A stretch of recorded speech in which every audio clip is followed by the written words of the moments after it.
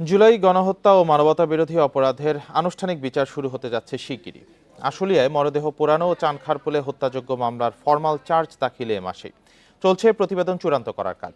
রোববার সংবাদ সম্মেলনে চিফ প্রসিকিউটর আরও জানান, আয়নাঘর পরিদর্শনে গিয়ে মৃত্যুর মুখে পড়েছিলেন তারা। পেতে রাখা হয়েছিল বোমা। বান্ডেল থাকলে প্রতি সেনমানিতে টাকা বাঁচবে। বিকাশ সেনমানি বান্ডেল কিনে জিতুন প্রতি লেনদেনে। ঈদের ছুটির পর প্রথম কার্যদিবসে আন্তর্জাতিক অপরাধ ট্রাইব্যুনালে ৬টি মামলার শুনানি হয়। এর মধ্যে 4টি জুলাই গণ অভ্যুত্থানে মানবতাবিরোধী অপরাধের।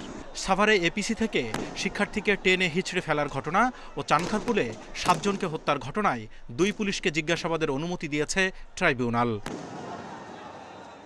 পরে ব্রিফিংয়ে চিফ প্রসিকিউটর জানান, চূড়ান্ত প্রতিবেদন না পেলেও 2টি অপরাধের খসড়া রিপোর্ট তাদের হাতে। এ মাসে ট্রাইব্যুনালে ফরমাল চার্জ দাখিল করে চার্জ গঠনের আবেদন জানানো হবে। কেউ যদি মনে করেন যে ট্রাইব্যুনালে বিচার শুরু হচ্ছে না কেন, ট্রাইব্যুনালের বিচার শুরু হয় তদন্ত রিপোর্টের উপরে ভিত্তি করে।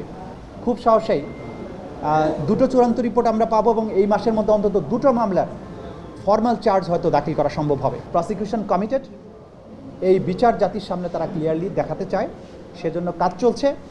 অচিরেই সেটা দৃশ্যমান হবে, সেই সময় এসে গেছে, আপনারা খুব অচিরেই সেগুলো দেখতে পাবেন। ট্রাইব্যুনাল নিয়ে নানা ষড়যন্ত্র চলছে বলে অভিযোগ করেন তিনি। বলেন, আয়নাঘর পরিদর্শন করতে গিয়ে বোমা ঝুঁকিতে পড়েছিল তদন্ত দল। আমরা যখন না বুঝে সেখানে বোমা ফিট করা ছিল, সেই বোমাগুলোর সাথে টাইমার সেট করা ছিল। আমাদেরকে অ্যাপারেন্টলি বোঝা যায় যে এই ইনভেস্টিগেশন করতে যারা গিয়েছেন তাদেরকে হত্যা করারও চেষ্টা করা হয়েছিল। এত সব জটিলতার মধ্য দিয়ে যে কাজগুলো এগিয়েছে সেগুলো প্রতিদিন জনসম্মুখে আসেনি। সেই কারণে অনেকেই মনে করতে পারেন যে তদন্ত কাজ কিছু হয়নি। চিফ প্রসিকিউটর আরও জানান, আওয়ামী লীগের গুম, খুন ও হত্যার বিচারে একটি ট্রাইব্যুনাল যথেষ্ট নয়। শিগগিরই চালু হবে 2য় tribunal. Zahidul Bashar, independent news, Dhaka.